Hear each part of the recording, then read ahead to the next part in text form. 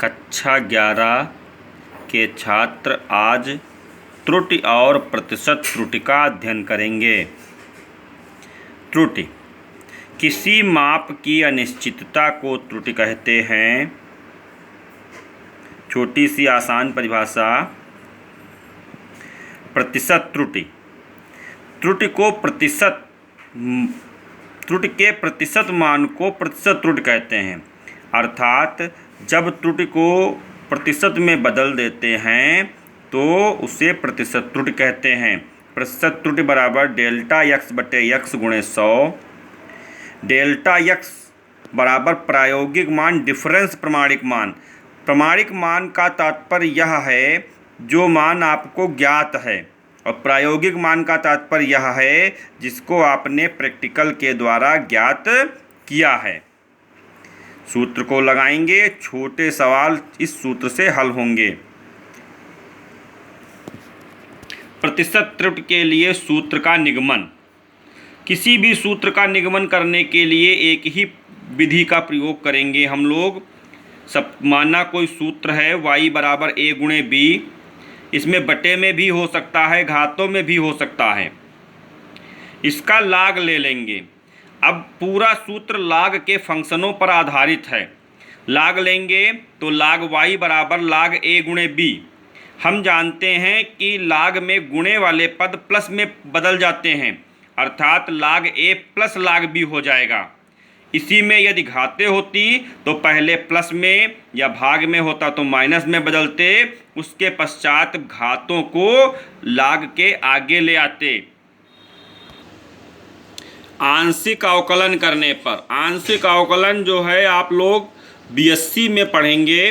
फिलहाल इसको इतना याद कर लेंगे कि लाग का अवकलन करेंगे तो वैसे तो लाग का अवकलन करने पर 1/, प्राप्त होता है। जैसे लाग यक्स है तो 1/x होगा, लेकिन आंशिक अवकलन में डी यक्स बटे यक्स होना चाहिए। यहाँ पर डी के स्थान पर डेल्टा का प्रयोग किया गया है, क्योंकि हम लोग डेल्टा का मतलब यहाँ पर घटाना है। हम लोग यहाँ पर अंतर का प्रयोग करेंगे, इसलिए डी के स्थान पर डेल्टा का प्रयोग किया गया है।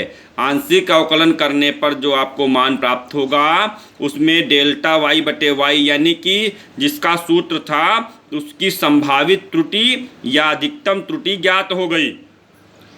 अब इसको प्रतिशत में अगर जो कन्वर्ट कर दें तो 100 से गुणा करना पड़ेगा। इस प्रकार आपका सूत्र प्राप्त हो जाएगा। यहाँ पर भी 100 लिखा हुआ है। सूत्र बहुत आसान है, हालांकि सूत्र का निगमन बहुत रेयर है, कभी कभी ही आता है, लेकिन इससे आंकिक प्रश्न आपको हर हाल में मिलते हैं। आप प्रतिशत त्रुटि के अन्य सूत्रों को बनाना देखेंगे। जैसे कोई सूत्र आपके पास p बराबर a b square c d cube है, इसको जब प्रतिशत में चेंज करेंगे तो डेल्टा p बटे p मैक्स गुणे 100 प्राप्त हो जाएगा। ये अधिकतम मान है, इसीलिए मैक्स लगा हुआ है। अधिकतम मान में बटे वाले चिन्ह माइनस के आएंगे लाग में, परंतु अधिकतम मान में सभी चिन्हों को प्लस कर दिया जाता है। इस बात को याद कर लेंगे। तो डेल्टा a बटे a गुणे 100 प्लस घात वाला मान आगे आ जाएगा। 2 डेल्टा b बटे b गुणे 100 प्लस c डेल्टा c बटे c गुणे 100 प्लस 3, फिर घात आगे आ जाएगी।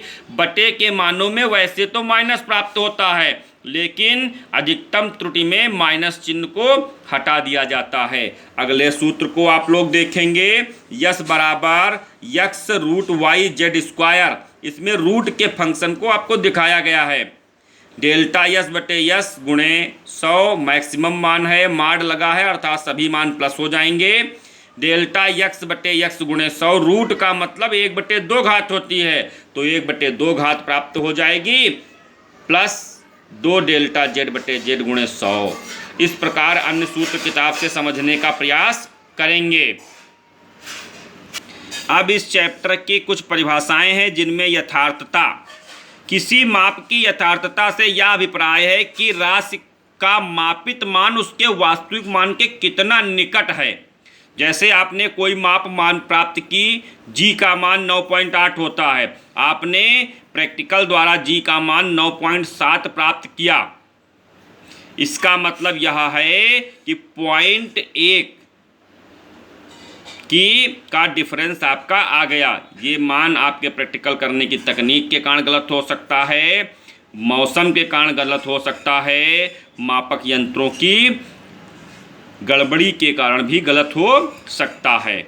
अगली परिभाषा परिशुद्धता की है। परिशुद्धता से यह अभिप्राय है कि वह राशि किस विभेदन सीमा तक मापी गई है।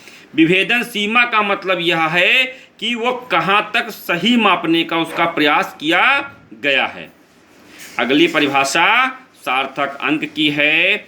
किसी भौतिक राशि को यथार्थता पूर्वक व्यक्त करने के लिए प्रयुक्त अंकों की संख्या को सार्थक अंक कहते हैं।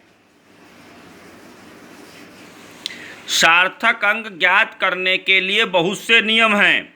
सभी अशून्य अंक सार्थक अंक होते हैं। नंबर 2, दो अशून्य अंकों के बीच सभी शून्य अंक सार्थक अंक होते हैं। दशमलव बिंदु के पूर्व यदि कोई अशून्य अंक न हो तो दशमलव के तुरंत के बाद शून्यों को छोड़कर शेष सभी अंक सार्थक अंक होते हैं। ये पॉइंट इंपॉर्टेंट है। इसके बाद में यदि दशमलव बिंदु के पूर्व कोई अशून्य अंक है, अर्थात कोई संख्या है, तो बीच में जितने भी शून्य पड़ेंगे वो सभी सार्थक अंकों की श्रेणी में आ जाएंगे। दशमलव बिंदु के दाईं ओर अशून्य अंक के बाद के शून्य सार्थक अंकों की श्रेणी में आते हैं।